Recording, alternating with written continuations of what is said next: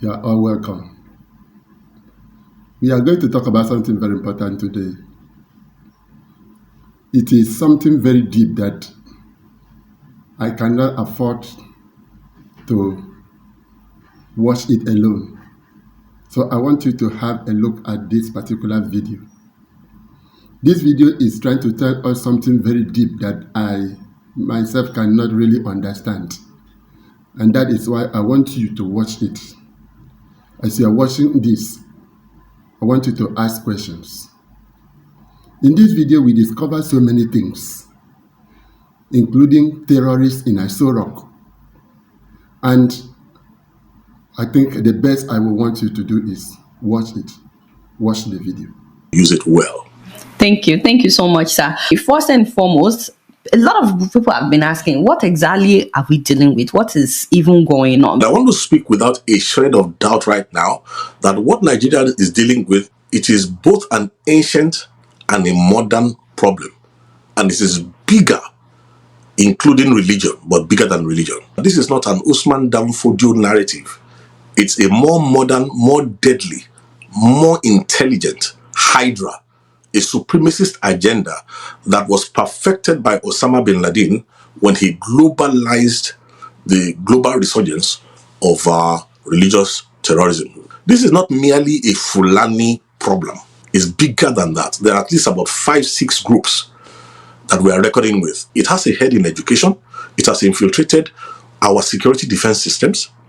Over the years, it has infiltrated governance.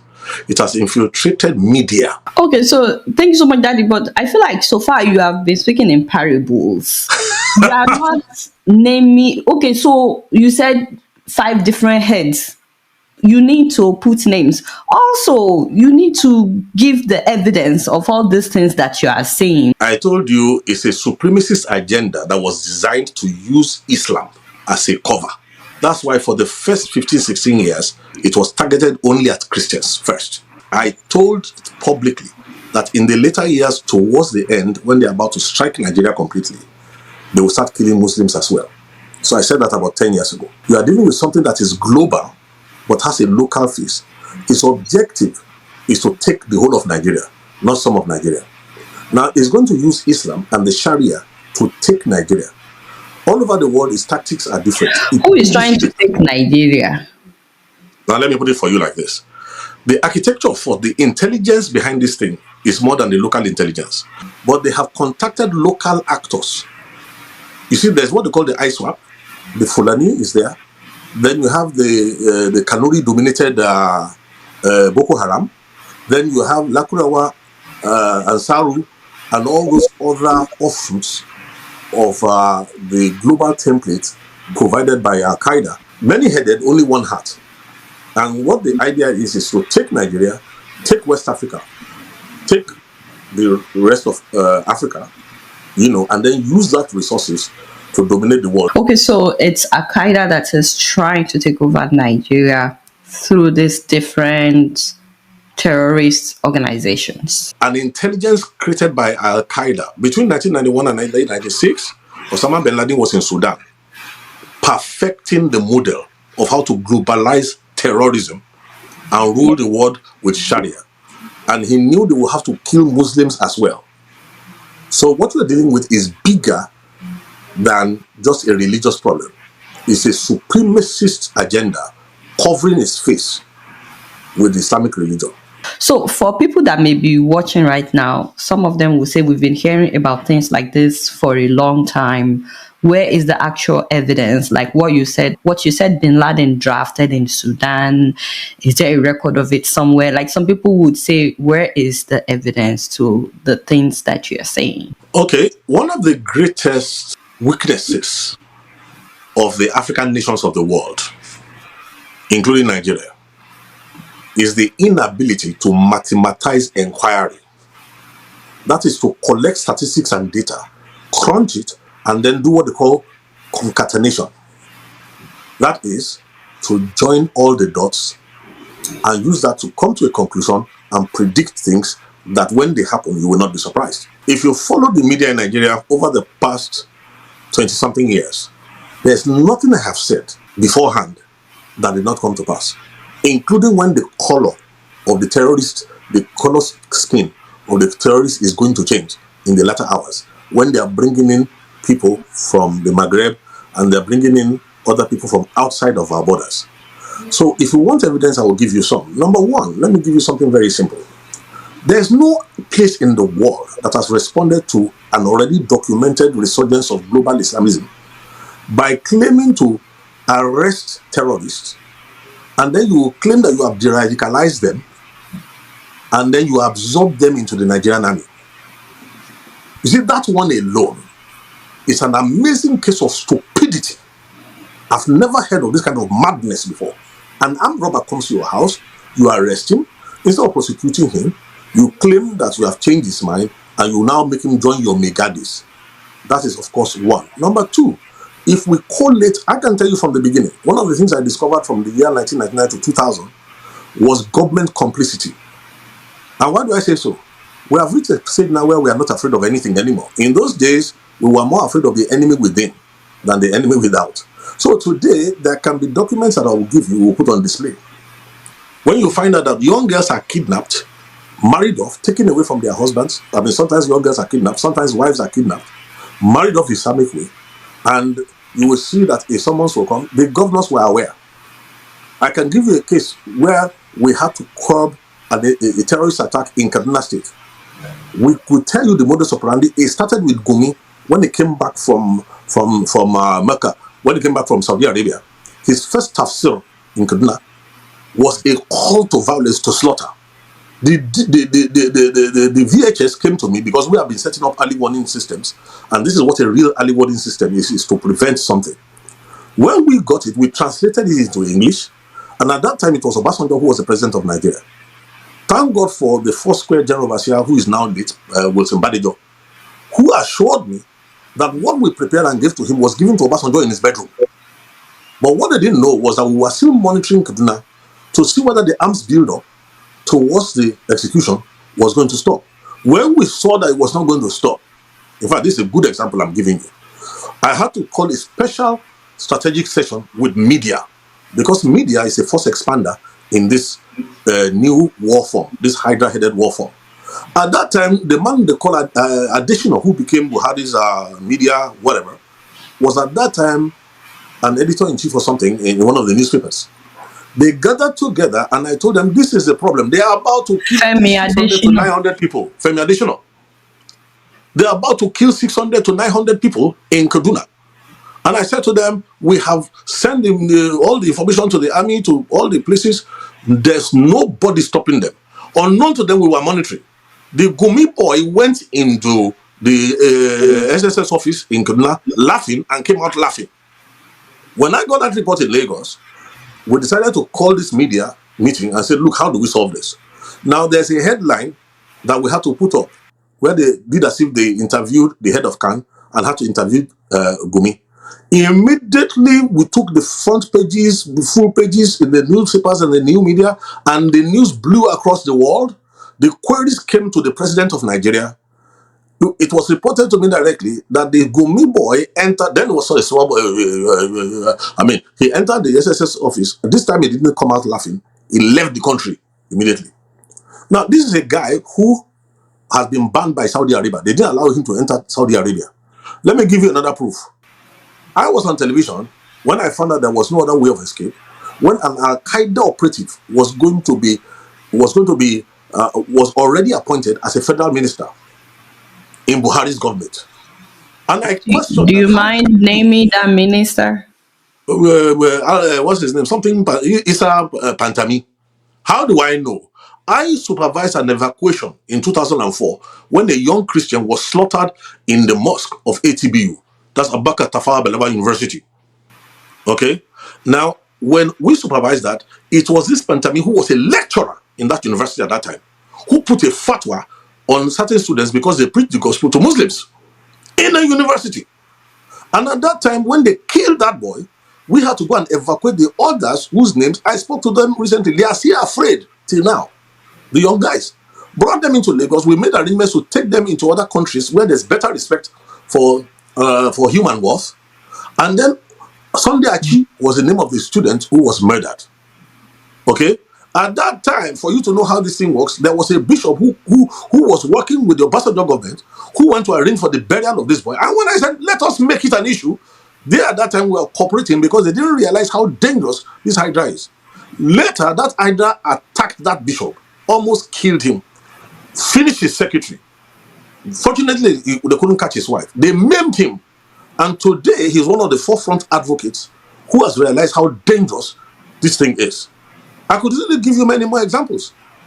One of the former head of state who was claiming that there was nothing in his time, I was at a meeting with him in his home in Ota. When he gave me his own version of what he believed was going on, I said to him, sir, during your government, they were already building up more and more, infiltrating more and more. I said, do you remember a meeting you went to have in northern Nigeria when these things happened? When you left, they slaughtered every member of the family that entertained you. I said they were sending you a warning to back off. Now, some years later, he went for a security meeting outside Nigeria, and I think when they showed him the build-up of what is coming into Nigeria when the final phase comes. Look, the Nigerian army in totality, everybody knows what the number is. The last time they engaged the BH on 3 war fronts, it took almost 2.5 weeks to overcome. So everybody realizes that if you think the Nigerian army can withstand a combined forces of what ISWAP has planned in the future, what is working for us right now is very simple. Nigeria is 220 million people strong.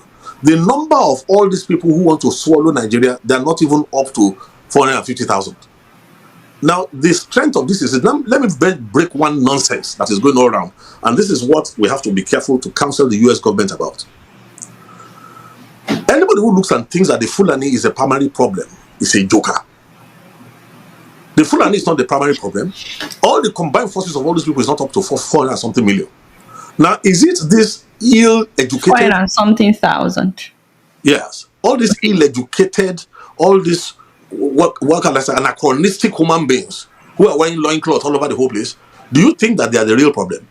Listen, the Fulanis have told you that they were busy using their six when people came and gave them AK-47s and took their children to go and train. Why don't we realize that it's the intelligence that is arranging logistics, that is arranging safe passage for them? I have boys in the army. We used to pray for them. When they locate the enemy position in the Nigerian army, a signal comes from Abuja that they should not attack. The signal will be delayed. After 3 hours, they tell them, now go. The Boko Haram will have left that place. So what more proof are do we you need? saying that the Nigerian government is involved in what is What are you saying? Even Jonathan, before he left, openly said they are in my cabinet. Look, this thing has been known to collapse nations from within. So there's nothing new about what is going on in Nigeria. It's just like the architecture of thought. I would rather speak to the younger generation, the digital generation who understand programming. Because it looks as if the older generation don't have what it takes, don't have the understanding to acknowledge that there's a problem here. And let us come squarely. My eyes are on the president of Nigeria. It needs to be careful. Yes.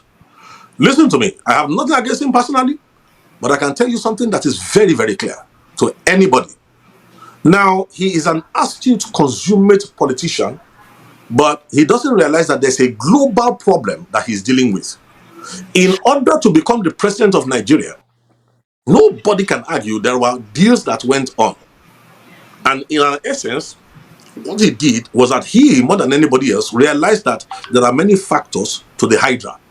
In terms of the kinetics, apart from the Fulani, the Boko Haram, the ISWAP controlled, Ansar, Lakurawa and Co. And what he did was to play them against each other so that you are alleging that President Tinubu had a deal with the terrorists?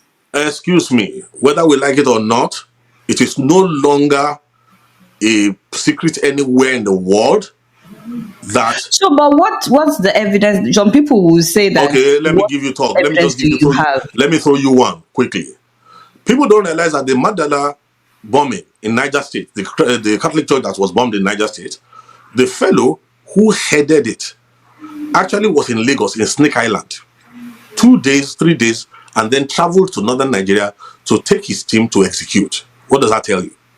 Now, when he got into police custody, he was arrested and he miraculously escaped.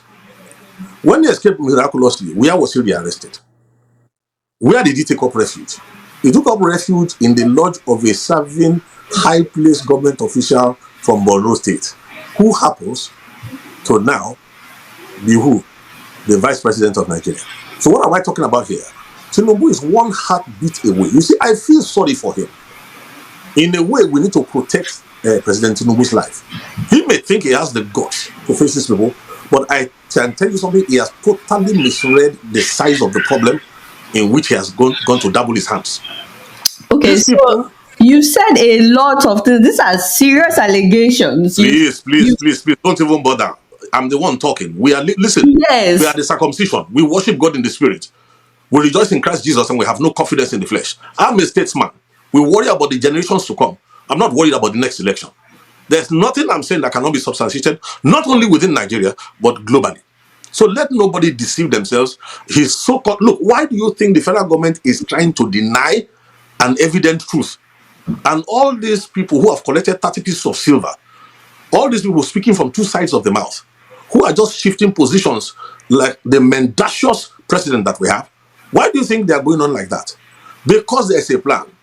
If this intervention had not come and the president was allowed to go through his 8 years, who will he hand over the country to?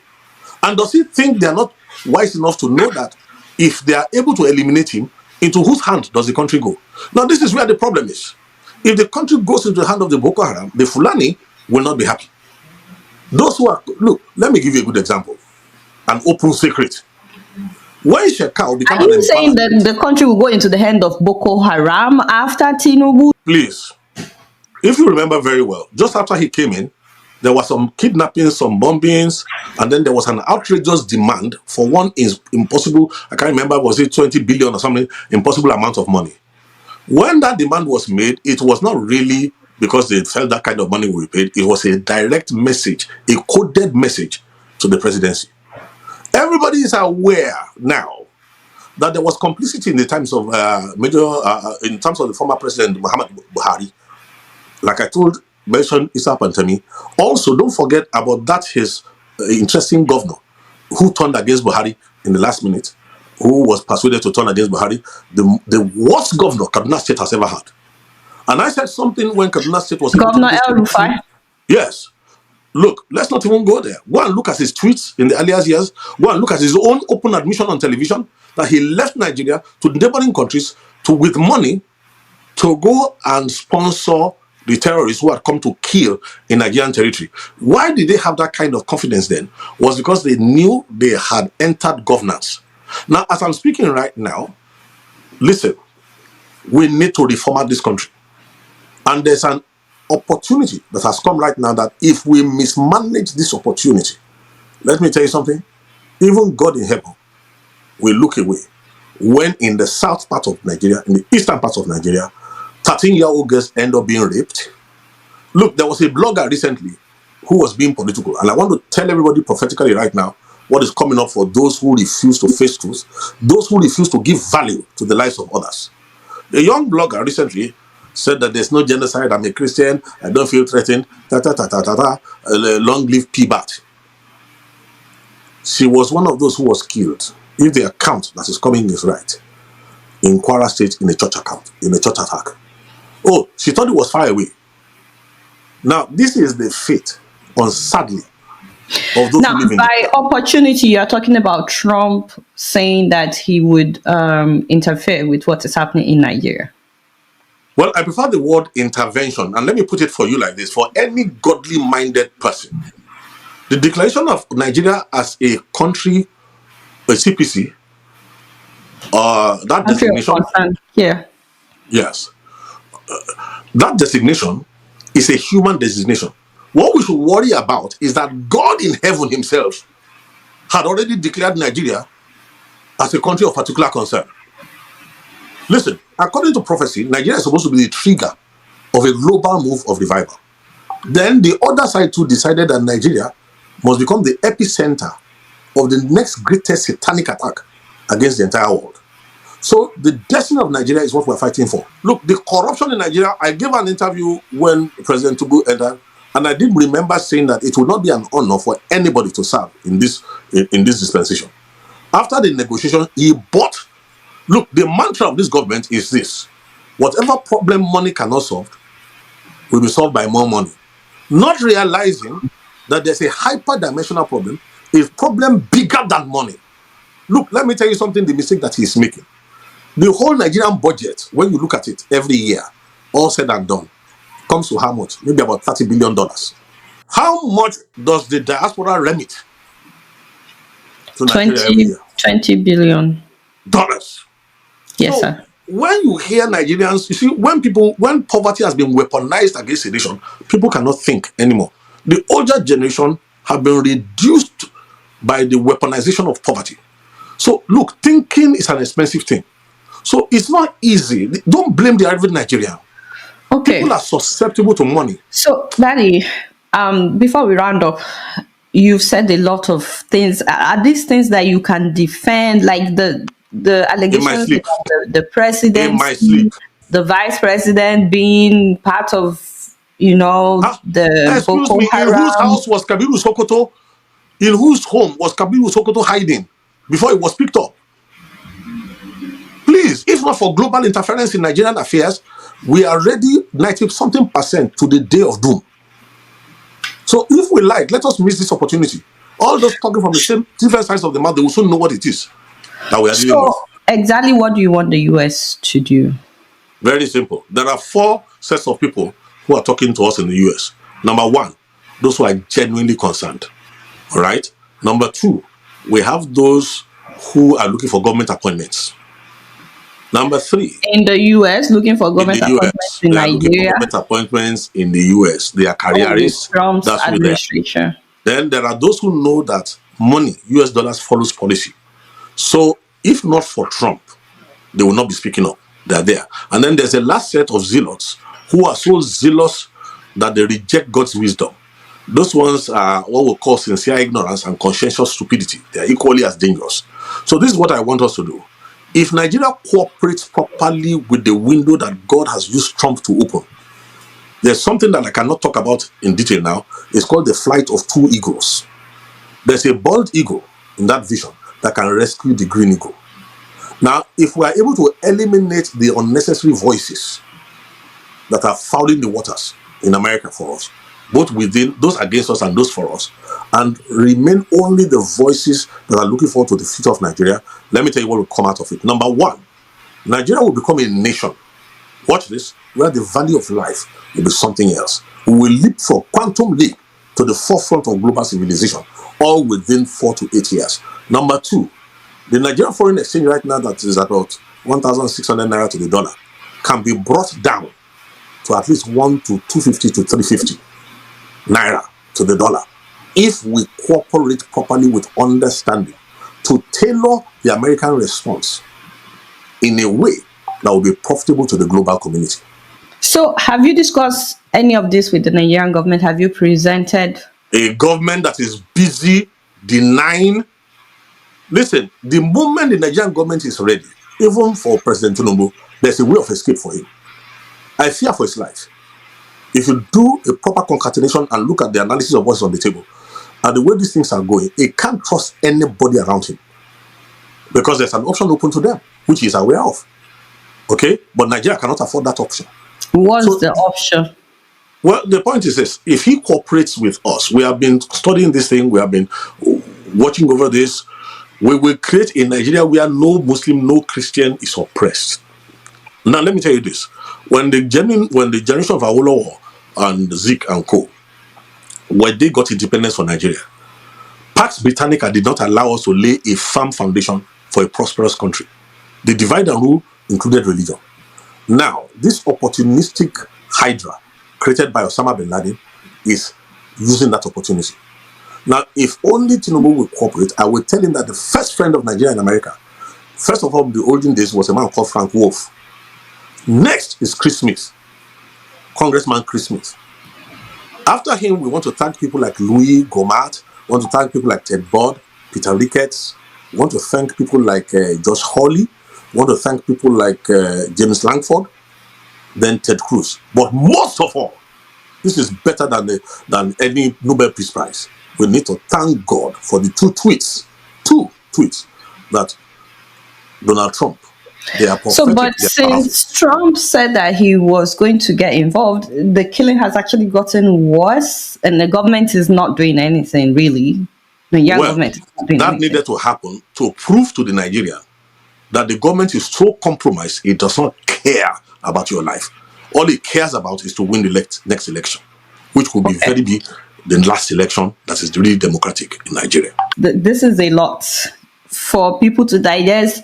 In the course of this half hour, you have implicated the president, the vice president, the entire cabinet, the military is compromised. A lot of these things, like the military being compromised and so on, people know. You've talked about El Rufai, you've talked about Sheikh Gumi, the minister that you mentioned, Isa Pantami. Issa Pantami, what does he want to respond? His articles were on the Al-Qaeda website, globally exposed in France, everywhere. All the intel that has been given to Nigeria from foreign nations has been neutralized by the Nigerian government all these years. Who can deny that? I'm really hoping that the Nigerian government will respond. I'm really hoping that they would respond to this, and Please, we especially. have gone past that level. Where we are now is how do we save Nigeria? How do we salvage the nation? How do we create a future for all our children across the entire nation? Don't let the blood of the people who have been slaughtered through the years, past more than 20-something years, we should not let their bloodshed be in vain. Unmerited suffering is often redemptive, and that's the way we should go now. Thank you so much, Reverend Ladi Peter Thompson, for your time. I truly appreciate you coming on the show. Thank you so much. Pleasure is mine. Nigeria is finished. We did not know this at the beginning. But now we've come to know that our president signed these agreements with the terrorists in order for him to gain the seat of power. You can even ask the question, who is Shetima from this video? Who is Pantami from this video? Who is Gumi from this video? This video is telling us something very deep. I don't know what you've heard, but I want you to ask questions.